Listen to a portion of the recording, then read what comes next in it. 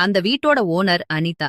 அந்த வீட்ல குணால் அப்படிங்கிற பையன் வேலை பார்த்துட்டு இருக்கான். ஒரு நாள் அனிதா என்ன பண்றாங்கன்னா, குணால கூப்பிட்டு, என்னோட முழங்கால் ரெண்டுமே ரொம்பவே வலியா இருக்கு. நீ மசாஜ் பண்ணி விடுறியா அப்படின்னு சொல்லி கேக்குறாங்க.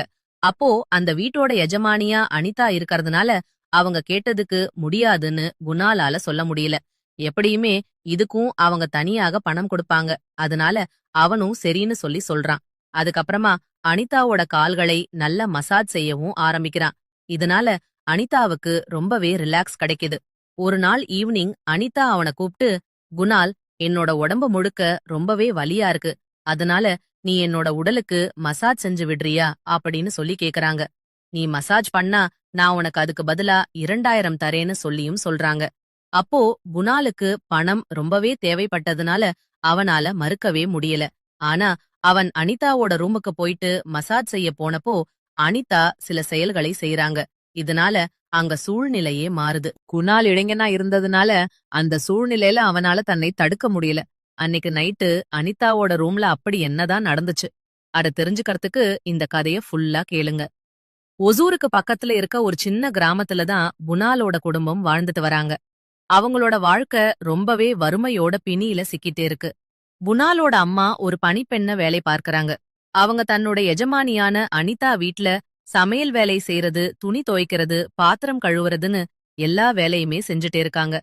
குணாலோட அப்பா ஒரு சின்ன கடையில கூலி வேலை செஞ்சுட்டே இருக்காரு. குணால் வேலை தேடி அங்கே இங்கேயே அழிஞ்சிட்டே இருக்கான். ஆனா அவனுக்கு எந்த வேலையுமே சரியாவே அமையல. இது கடையில ஒரு நாள் குணாலோட அம்மாவுக்கு கொஞ்சம் உடல்நிலை மோசமாகுது. காய்ச்சல் ரொம்பவே அதிகமா இருக்கு. அவங்களால எழும்பி அவங்களுக்கான வேலையவே செய்ய முடியல.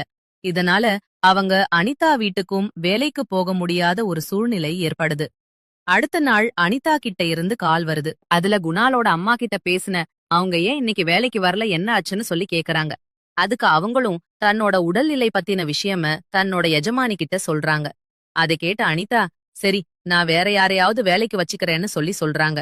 இத கேட்ட குணாலோட அம்மா பயந்து போயிட்டு உடனே கெஞ்ச ஆரம்பிக்கிறாங்க. இல்ல இல்ல, அப்படியெல்லாம் செஞ்சிராதீங்க. எனக்கு வேற இடத்துல வேலை கிடைக்கிறது ரொம்பவே கஷ்டம்மா. அந்த மாதிரி பண்ணிராதீங்க. கொஞ்ச நாட்கள்லயே எனக்கு சரியாயிரும். நான் சீக்கிரமா ஒருத்தர உங்களோட வீட்டுக்கு வேலைக்கு அனுப்புறேன் அப்படின்னு சொல்லி அனிதா கிட்ட கெஞ்சுறாங்க. இத கேட்ட அனிதாவும் கொஞ்சம் இரக்கப்படுறாங்க. இதுக்கப்புறமா குணாலோட அம்மா தன்னோட பையனை கூப்பிட்டு எல்லா விஷயத்தையுமே சொல்றாங்க.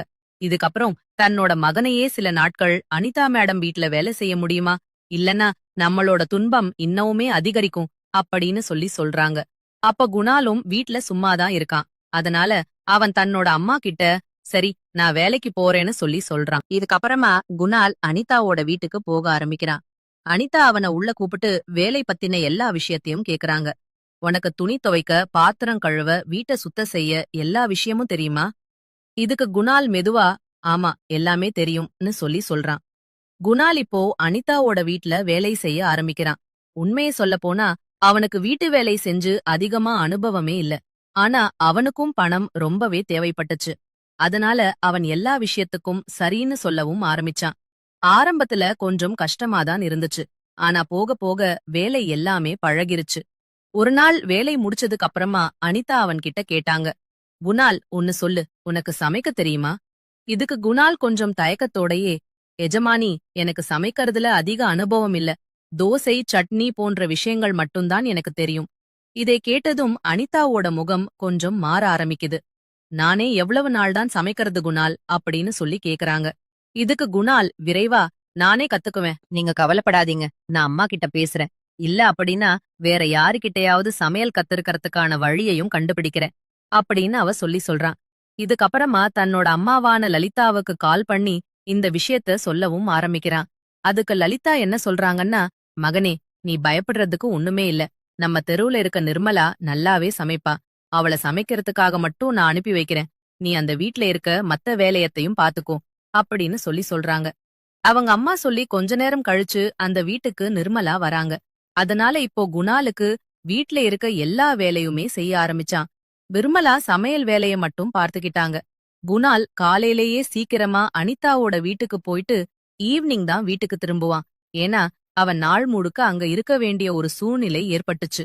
ஆனா நிர்மலா காலையில 9 மணிக்கு தான் வருவா. இதுக்கப்புறமா காலை உணவையும் மத்தியான உணவையும் சமைச்சு வச்சுட்டு சில மணி நேரங்களுக்கு அப்புறமா தன்னோட வீட்டுக்கு போயிருவா. நிர்மலாவும் குணாலும் ஏற்கனவே ஒருத்தர் பத்தி தெரிஞ்சுக்கிட்டவங்க தான். நிர்மலா பாக்கறதுக்கு ரொம்ப புத்திசாலியாவும் பாக்கறதுக்கு ரொம்ப அழகாவும் இருந்தாங்க. இதனால குணாலுக்கு அவங்களோட துணை ரொம்பவே பிடிச்சிருந்தது. நிர்மலா சமைக்கிறப்போ அவளுக்கு சின்ன சின்ன வேலைகளை உதவிகளை கேட்டு கேட்டு செய்ய ஆரம்பிச்சா. அவங்க கூட ரொம்பவே மகிழ்ச்சியா வேலைகளையும் செஞ்சுட்டு இருப்பான். நிர்மலா பக்கத்துல இருக்கறது குணாலுக்கு ரொம்பவே பிடிச்சிருந்தது. நிர்மலா அனிதா வீட்ல இருக்கிற வரைக்கும் குணால் அவளையே சுத்திட்டு வருவான். ஒரு நாள் குணால் வழக்கம் போல அனிதாவோட வீட்டு வேலைகளுக்கு போனான். நிர்மலாவும் வந்திருந்தா. ஆனா அன்னைக்கு அவளுக்கு ஒரு முக்கியமான வேலை இருந்துச்சு. அவ ரொம்பவே சீக்கிரமா சமைச்சிட்டு போயிட்டா. இதுக்கப்புறமா குணால் பாத்திரங்களையும் மத்த வேலைகளையும் முடிச்சான். குணால் தன்னோட வேலைகளையெல்லாம் முடிச்சிட்டு வீட்டுக்கு கிளம்பலாம் அப்படின்னு யோசிக்கும்போது அனிதா குணால கூப்பிட்டு, குணால், இன்னைக்கு எனக்கு முழங்கால் எல்லாம் ரொம்பவே வலியா இருக்கு, கொஞ்சம் மசாஜ் செஞ்சு விடு அப்படின்னு சொல்றாங்க. இதை கேட்ட குணால் கொஞ்சம் தயங்க ஆரம்பிக்கிறான். ஆனா அனிதாவுக்கு சேவை செய்யறது அவனோட வேலை. அதிலிருந்துதான் அவனுக்கு வருமானமும் கிடைக்குது. அதனால அவன் தன்னோட குரலை சரி செஞ்சுக்கிட்டு, சரி எஜமானி அப்படின்னு சொல்றான். இதுக்கப்புறமா மசாஜ் பண்றதுக்காக கிச்சனுக்கு போயிட்டு ஆயில் பாட்டில எடுத்துட்டு வந்து அனிதாவோட பக்கத்துல குணால் உட்கார்றான். அந்த டைம்ல அனிதா சேலை கட்டி இருந்ததுனால முழங்கால் வரைக்கும் மசாஜ் பண்றதுக்காக தன்னோட சேலையை கொஞ்சம் மேல தூக்கி அவங்க காட்டுறாங்க. இதுக்கப்புறமா குணால் தன்னோட உள்ளங்கையில கொஞ்சம் எண்ணெயை எடுத்து அவங்களோட முழங்கால்ல தேய்க்க ஆரம்பிக்கிறான். இப்ப அவன் மெதுவா மசாஜ் செய்யவும் ஆரம்பிக்கிறான். குணால அவங்களோட கால்ல மசாஜ் பண்ணும்போது அனிதா ரொம்பவே ஃப்ரீயா ஃபீல் பண்ண ஆரம்பிக்கிறாங்க. இதுக்கு முன்னாடி இருந்த வழியெல்லாம் நீ மசாஜ் பண்ணதுக்கு அப்புறமா ரொம்பவே ரிலாக்ஸ் ஆகுது அப்படின்னு சொல்றாங்க. அப்போ அனிதாவோட முகத்துல ஒரு நிம்மதியும் தெரியுது. ஒருவேளை அவளோட வலி உண்மையிலேயே குறைஞ்சிருக்கலாம். இதுக்கப்புறம் கொஞ்ச நேரம் கழிச்சு அனிதா, போதும் குணால், இப்ப சரியாகிருச்சு அப்படின்னு சொல்றாங்க. இதுக்கப்புறமா குணால் என்ன பாட்டில திரும்பவும் மத்த ரூமுக்கு போயிட்டு உட்கார்றான். மாலை ஒரு 6 மணி ஆகுது. அதனால அவன் திரும்பவும் வீட்டை சுத்தம் பண்ணிட்டு மத்த வேலைகளை கவனிக்க ஆரம்பிக்கிறான். அனிதாவுக்கு இரவு உணவு கொடுக்கிறான். இரவு சாப்பிட்டதுக்கு அப்புறம் அனிதா திரும்பவும் குணால கூப்பிட்டு, என்ன கொண்டு வந்து என்னோட கால்வளை மசாஜ் செய், நீ மதியானம் செஞ்சது எனக்கு ரொம்பவே ரிலாக்ஸா இருந்துச்சு. அப்போ குணாலுக்கு கொஞ்சம் விசித்திரமா இருந்துச்சு. ஏன்னா இதெல்லாம் அவனுக்கு ஒருவித சங்கடத்தை ஏற்படுத்துச்சு. ஆனா எஜமானியோட பேச்சை மறுக்கறதுக்கு அவனால முடியல. அதனால குணால் திரும்பவும் அனிதாவோட ரூமுக்கு போறான். அப்போ அனிதா கட்டில்ல உட்கார்ந்திருக்காங்க. தலையணைய முதுகுல வச்சுக்கிட்டு ஓய்வெடுத்துட்டு இருக்காங்க. அப்போ அவங்க லேசா சிரிச்சுக்கிட்டே, குணால், இப்ப ஆரம்பிக்கலாம் அப்படின்னு சொல்றாங்க. இதுக்கப்புறமா குணால் முதல்ல லைட்ட ஆப் பண்ணிட்டு, அது ரொம்பவே பிரகாசமா இருக்கு, கண்ணு கூசுது அப்படின்னு அனிதா சொல்றாங்க. இத கேட்டு குணால் எழும்பி லைட்ட ஆப் பண்ணிட்டு திரும்பவும் அவங்களோட பக்கத்துல வந்து உட்கார்றான். உள்ளங்கையில எண்ணெய் எடுத்துக்கிட்டு அவங்களோட முழங்கால மெதுவா மசாஜ் செய்ய ஆரம்பிக்கிறான். அப்போ அனிதா, குணால், உன் கைகள்ல உண்மையிலேயே ஏதோ ஒரு மாயாஜாலே இருக்கு, தினமும் உன்னால எனக்கு மசாஜ் செய்யணும் அப்படின்னு எனக்கு தோணுதுன்னு சொல்றாங்க. ஆனா குணால் அத அமைதியா தன்னோட வேலைன்னு செஞ்சிட்டு இருக்கான். இதுக்கப்புறமா அனிதா மத்த காலையும் மசாஜ் செய்ய சொல்றாங்க. அதனால குணால் அவங்க மத்த கால்லையும் எண்ணெய் தடவி மெதுவா மசாஜ் செய்ய ஆரம்பிக்கிறான். அப்போ அனிதாவோட செயல அவங்கள முழங்கால் வரைக்கும் மேல இருக்கு. ரூம்ல விளக்குகள் அணைக்கப்பட்டு இருந்ததாலும் குணாலுக்கு கொஞ்சம் அசௌகரியமா இருந்துச்சு. ஆனா அவனுக்கு வேற வழி இல்லை. அப்ப அனிதா தன்னோட சேலைய இன்னும் மேல இழுக்கறாங்க. அப்போ குணாலோட கவனம் அவங்களோட உடலை நோக்கி போகுது. அப்போ அவனுக்கும் அனிதாவுக்கும் இந்த நடத்தை சுத்தமா பிடிக்கல. ஆனா அவனால எதுவுமே பேச முடியல. இப்போ மசாஜ் செய்யறப்போ அனிதாவோட வாயிலிருந்து விசித்திரமான ஒளிகள் வர ஆரம்பிக்குது. இதெல்லாம் பார்த்த குணால் அவனோட மசாஜ் ரொம்பவே சீக்கிரமா முடிச்சிட்டு, எஜமானி, இப்ப எல்லாமே முடிஞ்சிருச்சுன்னு சொல்றான்.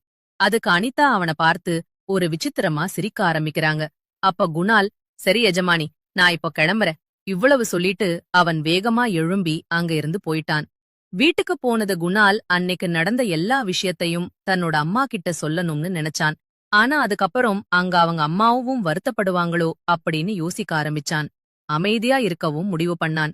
அடுத்த நாள் அவன் திரும்பவும் அனிதாவோட வீட்டுக்கு வேலைக்கு போறான். அப்போ நிர்மலாவும் அங்க இருக்கா.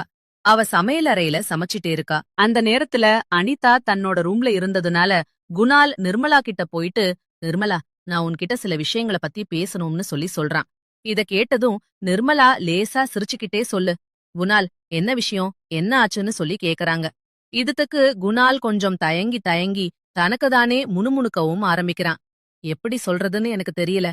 அப்போ நிர்மலா நட்போட, அட குணால், நீ என்னோட பிரெண்ட் தானே, அதனால வெளிப்படையா சொல்லுன்னு சொல்றாங்க. இதை கேட்ட குணாலுக்கு கொஞ்சம் நிம்மதி ஏற்படுது.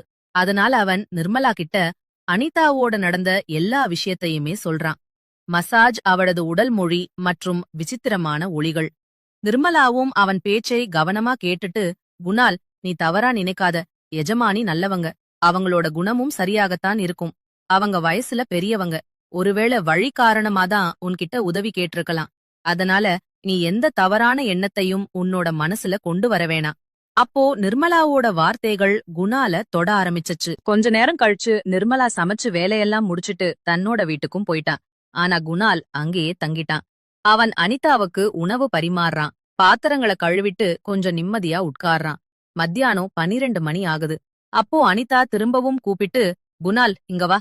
நேத்து நீ ரொம்பவே நல்லா மசாஜ் பண்ண, அதே மாதிரி இன்னைக்கும் செய். என்னோட கால்வள் ரொம்பவே வலிக்குது. அப்போ குணாலோட மனசுல ஒரு எண்ணம் வந்துச்சு. கால்வள் இவ்வளவு வலிக்குதுன்னா ஏன் மருத்துவர்கிட்ட காட்டக்கூடாது? ஆனா அப்போ இந்த விஷயத்த சொல்றது அவனுக்கு சரியா தோணல. ஏன்னா மறுக்கிறது வேலையை இழக்கறத குறிக்கும். அவளோட வீட்டோட நிலைமை ரொம்பவே மோசமா இருந்ததுனால அவனால அப்படி ஒரு ஆபத்தை எடுக்க முடியல. அதனால அவன் என்ன பாட்டுல எடுத்துட்டு வந்து திரும்பவும் அனிதாவோட கால்களை மசாஜ் செய்ய ஆரம்பிக்கிறான். இப்போ அனிதா தன்னோட சேலையை கொஞ்சம் மேல தூக்கி வைக்கிறாங்க. அதனால குணாலோட கவனம் திரும்பாதவாறு அவனோட உடலை நோக்கி போகுது. அனிதாவோட உடல் மொழி அப்போதும் அதே மாதிரி இருந்துச்சு. அவை மெதுவா சிரிச்சுக்கிட்டே சில சமயத்துல விசித்திரமான ஒளிகளையும் எழுப்புறாங்க. இதனால குணாலுக்கு ரொம்பவே சங்கடமா இருக்கு. மசாஜ் எல்லாம் செஞ்சு முடிச்சதுக்கு அப்புறமா அனிதா குணால தன்னோட பக்கத்துல கூப்பிட்டு அவங்களோட ஹேண்ட்பேக்ல இருந்து ஒரு 000 ரூபாய் எடுத்து கொடுக்கறாங்க. இந்தா, உன்னோட பணத்தை வாங்கிக்கோ அப்படின்னு சொல்றாங்க. நான் உன்னால ரொம்பவே சந்தோஷமாயிட்டேன். நீ எனக்கு எவ்வளவு நிம்மதிய கொடுத்திருக்கான்னு தெரியுமா? அதுக்கு பதிலா இந்த பணம் ஒன்னும் பெருசில்ல, வச்சுக்கோன்னு சொல்றாங்க. இதுக்கு குணால் ரொம்பவே பணிவோட, இல்ல, உங்க வீட்ல வேலை செய்யறது என்னோட கடமை, அததான் நான் செஞ்சேன். இதுக்காக நீங்க தனியா பணமெல்லாம் எனக்கு கொடுக்க வேணாம்னு சொல்லி குணால் சொன்னதை கேட்டு அனிதாவோட முகத்துல சிரிச்சுக்கிட்டே விடாப்பிடியா அந்த பணத்தை குணாலோட கையில கொடுக்கறாங்க. அப்ப வீட்டோட நிதி நெருக்கடி காரணமா குணால் அந்த பணத்தையே எடுத்துக்கறான். இதுக்கப்புறமா அனிதா இப்போ தினமும் குணால வச்சுக்கிட்டு மசாஜ் செய்ய ஆரம்பிக்கிறாங்க. இருந்தாலும் குணாலுக்கு இதெல்லாம் சுத்தமா பிடிக்கல. குணாலை விட அனிதாவோட வயசு அதிகமா தான் இருக்கும். அவங்க ரொம்ப பணக்காரங்க அப்படிங்கறதுனால அவங்க உடுத்தி இருக்கக்கூடிய உடையாகட்டும், அவங்களோட அழகாகட்டும் இன்னுமுமே அதிகமா தான் இருக்கும். அவங்கள பார்க்கறதுக்கு அழகாவும் கம்பீரமாவும் கவர்ச்சியாவும் எப்பயுமே இருப்பாங்க. ஒரு நாள் குணால் வழக்கம் போல அனிதாவோட வீட்டுக்கு வேலைக்கு போறான். ஆனா அன்னைக்கு அனிதா குணாலை கால் மசாஜ் செய்யறதுக்காக கூப்பிடவே இல்ல. இதனால குணாலுக்கு ரொம்பவே நிம்மதி ஏற்படுது. இதுக்கப்புறமா ஒருவேளை இப்போ இந்த வேலையிலிருந்து நான் தப்பிச்சுட்டேன் அப்படின்னு குணால் நினைச்சுக்கிறான். இதுக்கப்புறம் அவனோட சந்தோஷமான இந்த விஷயத்த பத்தி நிர்மலா கிட்டயும் சொல்றான். அதுக்கு நிர்மலாலா சிரிச்சுக்கிட்டே, நல்லதுதான், ஒருவேளை இப்போ அவங்களுக்கு கால் வலி சரியாவே இருக்கும். அதனாலதான் உன்ன அவங்க கூப்பிடல. அப்போவும் குணாலுக்கு நிர்மலாவோட வார்த்தைகள் சரியாகவே பட்டுச்சு. இதுக்கப்புறம் நிர்மலா தன்னோட சமையல் வேலையெல்லாம் முடிச்சிட்டு வீட்டுக்கு கிளம்புறாங்க. நிர்மலா போனதுக்கு அப்புறமா அனிதாவுக்கு குணால் சாப்பாடு எடுத்து வைக்கிறான். சாப்பிட்டதுக்கு அப்புறமா குணால் கிட்ட டீ கேக்குறாங்க. அதனால குணால் அவங்களுக்காக டீ தயாரிச்சுட்டு வந்து அவங்களோட ரூமுக்கு கொண்டு வந்து கொடுக்கறான். இப்போ அனிதா என்ன சொல்றாங்கன்னா, என்னோட உடம்பு முழுக்க வலியா இருக்கு, அதனால என்னோட முழு உடம்பையும் மசாஜ் செஞ்சிரு அப்படின்னு சொல்றாங்க. இத கேட்ட குணால் திகைச்சே போறான். இப்போ உனக்கு என்ன பதில் சொல்றதுன்னு புரியவே இல்ல. அப்ப அனிதா, இன்னும் இன்னைக்கு நைட்ட நீ இங்கேயே தங்கிரு, நான் சொல்றேன், நீ 3 நாட்கள் என் வீட்லயே இரு அப்படின்னு சொல்றாங்க.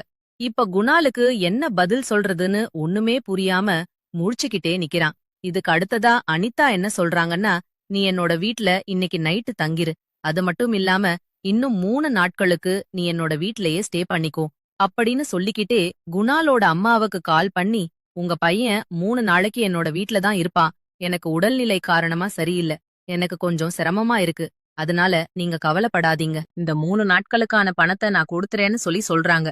இதுக்கு குணாலோட அம்மாவும் சரின்னு சொல்றாங்க. ஏன்னா அவங்களோட வீட்டோட நிலைமை அப்படி இருக்கு.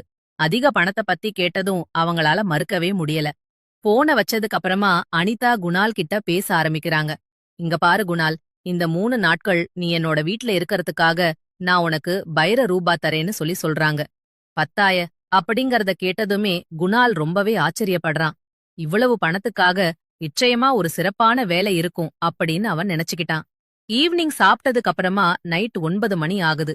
அனிதா அவன்கிட்ட என்ன வேலை செய்ய சொல்லுவாங்கன்னு குணாலோட மனசுல கேள்வி எழுந்துகிட்டே இருந்துச்சு. நைட் 10 மணி வரைக்கும் அவ வெளியில ரூம்ல டிவி தான் பாத்துட்டு இருக்கான். அப்போ அனிதா அவன கூப்பிடுறாங்க.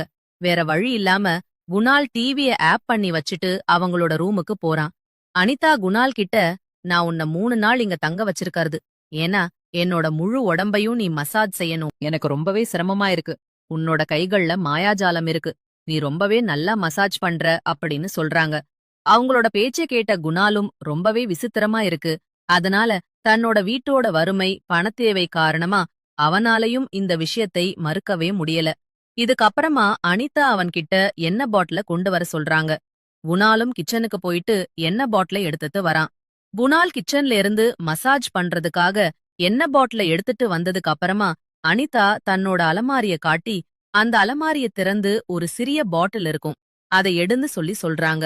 குணாலும் அந்த அலமாரிய திறந்தப்போ அதுல ஒரு சின்ன பாட்டில் இருக்கு. அதுல ஏதோ ஒரு எண்ணெய ஃபில் பண்ணியிருந்த மாதிரி இருக்கு. அதை எடுத்ததும் அனிதா என்ன சொல்றாங்கன்னா, இந்த பாட்டில்ல இருக்க எண்ணெய இந்த ரூம் ஃபுல்லா ஸ்ப்ரெட் பண்ணி விடு அப்படின்னு சொல்றாங்க. இதனால அந்த அறையில ஒரு விசித்திரமான நறுமணம் வருது. அந்த எண்ணெய் வாசனை அவ்வளவு நல்லா இருக்கு. அறையும் புத்துணர்ச்சியோட இருக்கு. இதுக்கப்புறமா அனிதா குணால் கிட்ட இன்னொரு எண்ணெய் பாட்டில கொடுத்து, இப்போ நீ மசாஜ் செய்ய ஆரம்பி அப்படின்னு சொல்றாங்க. இதையெல்லாம் சொன்னதுக்கு அப்புறமா மசாஜ் பண்றதுக்காக கட்டில்ல அனிதா குப்புற படுக்கறாங்க. இத பார்த்ததும் குணாலோட சிந்தனை வேற மாதிரி போகுது. இதெல்லாம் என்ன? இந்த எண்ணெயை தெளிக்கிறதுனால என்ன நடக்க போகுது? அப்போ அனிதா, குணால் இப்ப தொடங்கு அப்படின்னு சொல்றாங்க. குணாலும் மெதுவா அவங்களோட கால்களை மசாஜ் செய்ய ஆரம்பிக்கிறான். குணால் ரொம்பவே அசௌகரியமா உணர ஆரம்பிக்கிறான். ஆனா குணாலால எதுவுமே செய்ய முடியல. அதனால அவன் மசாஜ் செய்யறதுல ஈடுபடறான். மசாஜ் செஞ்சு 1 மணி நேரம் ஆகுது. இப்போ அவன் களைச்சு போயிருக்கான். ஏன்னா வியர்வையில நனைஞ்சிருந்தான். ஆனா அனிதாவோட சுவாசம் ரொம்பவே வேகமா இருந்துச்சு. கடைசியா அனிதா, போதும் குணால், இப்போ நீ போ அப்படின்னு சொல்றாங்க. இதை கேட்டதும் குணால் ஒரு முறை அவங்களை பார்க்கறான். அப்போ அனிதாவோட கண்கள்ல ஏதோ ஒரு விசித்திரமான ஒரு விஷயம் இருக்கு. ஏன்னா அவங்க அவனை பார்த்து உதடுகளை கடிச்சுக்கிட்டே இருக்காங்க. அதனால குணாலோட மனசுல கேள்விகள் குவிய ஆரம்பிக்குது. அவங்க ஏன் இப்படி செய்யறாங்க? அப்போ அவனுக்கு எதுவுமே புரியல. இதுக்கப்புறமா அவன் நிம்மதி பெருமூச்சு விடுறான். கையில இருந்த எண்ணெய் பாட்டில அங்க இருந்த மேசை மேல வச்சுட்டு, நான் என்னோட ரூமுக்கு போறேன்னு சொல்லிட்டு போறான். இதுக்கு அனிதாவும் சரி, நைட்டு நீ பக்கத்து ரூம்ல தூங்குன்னு சொல்றாங்க. அதுக்கப்புறம் குணால் ரூம்ல இருந்து வெளிய போயிட்டு பக்கத்து ரூமுக்கு போறான். ஆனா இப்போ அவனோட மனசுல ஒரு விசித்திரமான குழப்பம் இருக்கு. அவ ஏன் திரும்ப திரும்ப அனிதாவோட ரூம நோக்கி பாக்கறான் அப்படின்னு அவனுக்கு புரியவே இல்ல. இப்போ அவனோட மனசு ரொம்பவே படபடப்ப ஆரம்பிக்குது. உடல்ல ஒரு விசித்திரமான சிலிர்ப்பு ஓடிக்கிட்டே இருக்கு. ஒரு புதிய உணர்வு இருக்கிற மாதிரி இருக்கு. இந்த மாதிரி ஒரு விஷயம் இதுக்கு முன்னாடி அவனோட லைஃப்ல நடந்ததே இல்ல. அதனால அவனோட கால்கள் அறியாமலேயே திரும்பவும் அனிதாவோட ரூம நோக்கி போகுது. அப்போ அனிதாவோட ரூம் பூட்டப்படாம இருக்கு. அதனால குணால் கதவ திறக்கறான். அப்போ அனிதா கட்டில்ல படுத்திருக்காங்க. ரூமுக்குள்ள குணால் வந்தத பார்த்ததுமே அனிதா சிரிச்சுக்கிட்டே, வந்துட்டியா, உள்ளவா அப்படின்னு கூப்பிடுறாங்க. குணாலும் எதுவுமே யோசிக்காம அவங்க பக்கத்துல போய் நிக்கிறான். அதுக்கப்புறமா அனிதா குணால தன்னோட பக்கத்துல கூப்பிட்டு உட்கார வைக்கிறாங்க. அப்போ குணாலுக்கு அது ரொம்பவே வித்தியாசமா தோணுது. மங்கலான வெளிச்சமா இருக்கு. இதனால அந்த வெளிச்சத்துல அனிதா இன்னுமுமே கவர்ச்சியா தோன்றாங்க. அப்போ அனிதா குணாலோட கைய பிடிச்சு தன்னோட தோள்ல வச்சிக்கிறாங்க. இதுக்கப்புறமா அவன கட்டி பிடிக்கிறாங்க. ஆனா குணால் அமைதியா இருக்கான். இருந்தாலும் அவனோட மனசு இப்ப முழுமையா விழிச்சிருச்சு. அனிதாவுக்கு ஒரு வேலை, அதுவே தேவைப்பட்டுச்சு. இதுக்கப்புறமா குணால் எல்லா வரம்புகளையும் மீறி அவன் செய்யக்கூடாத எல்லா விஷயத்தையும் அனிதா கூட செய்றான். அன்னைக்கு நைட்டு முழுக்க 2 பேரும் அதே ரூம்ல இருக்கறாங்க. அனிதா விசித்திரமான ஒளிகளை எழுப்ப ஆரம்பிக்கிறாங்க. குருநாள் இளைஞனா இருக்கிறான். அன்னைக்கு நைட்டு அவனோட ஆண்மை முதன்முறையா வெளிப்படுது. இது அவனோட முதல் அனுபவம். அதனால நைட்டு முழுக்க அவனுக்கு தூக்கமே வரல. அனிதாவும் விழிச்சிருக்காங்க. விடிஞ்சதுக்கு அப்புறம் என்ன டைமுக்கு 2 பேரும் தூங்குனாங்க அப்படிங்கிற விஷயமே அவங்களுக்கு தெரியல.